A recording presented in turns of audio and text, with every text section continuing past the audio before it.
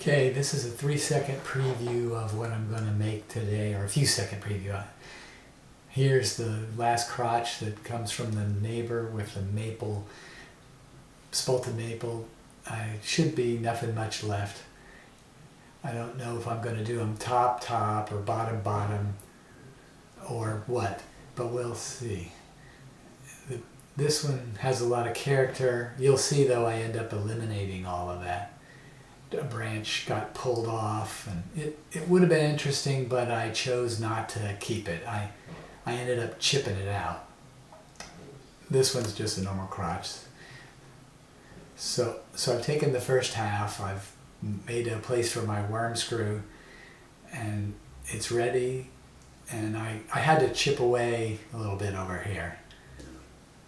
That's the back of it.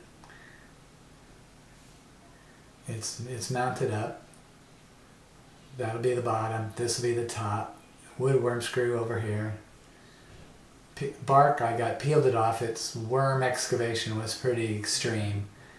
There's still some left, but it'll probably be all gone by the time I get done doing this.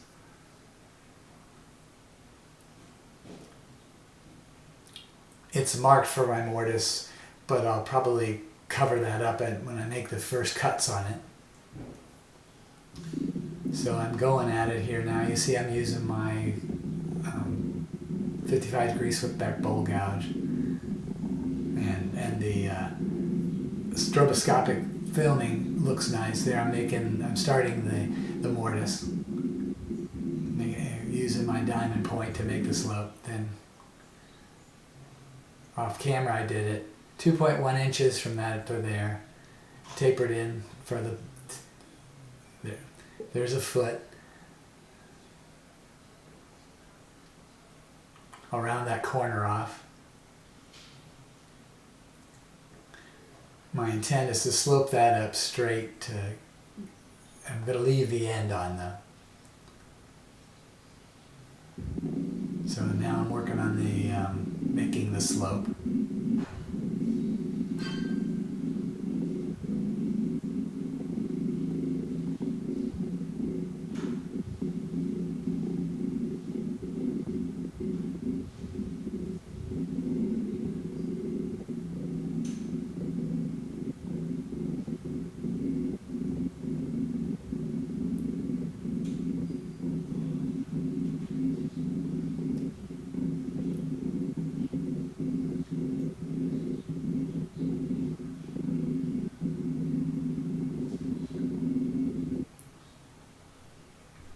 The wood worm screw stripped out, and the wood was sitting still. The chuck was spinning. I'm mostly done. I just got to sand that surface, and I'll finish the top and bottom when I turn it around. I took some tongue depressor pieces, put them in the hole, 4 of them, and then threaded it back in. And that'll be steady enough for me to do the sanding that's coming up. Now I've turned it around, and you can see initially it looks like I'm going to I'm going to make a dish in the center, but I decided to make it pretty much a flat platter, and that'll show up obviously here as I go along.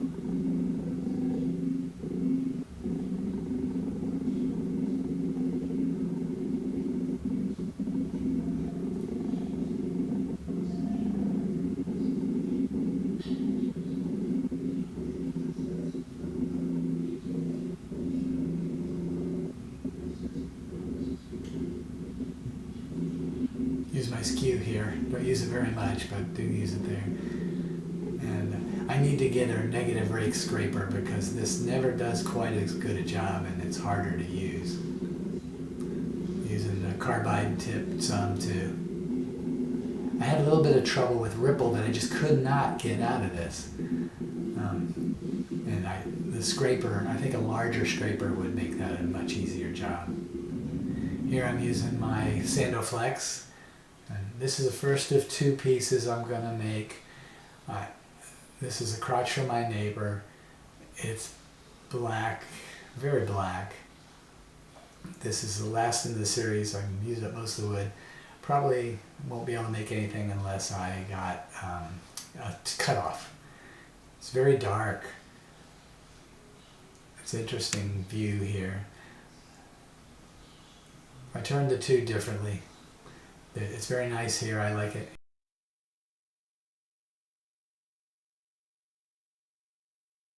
Here I show you the back side. Got my wooden nickel in there. And the colors are really good. I was going to leave more on the top of natural edge, but I didn't. The next one I will leave more on the top.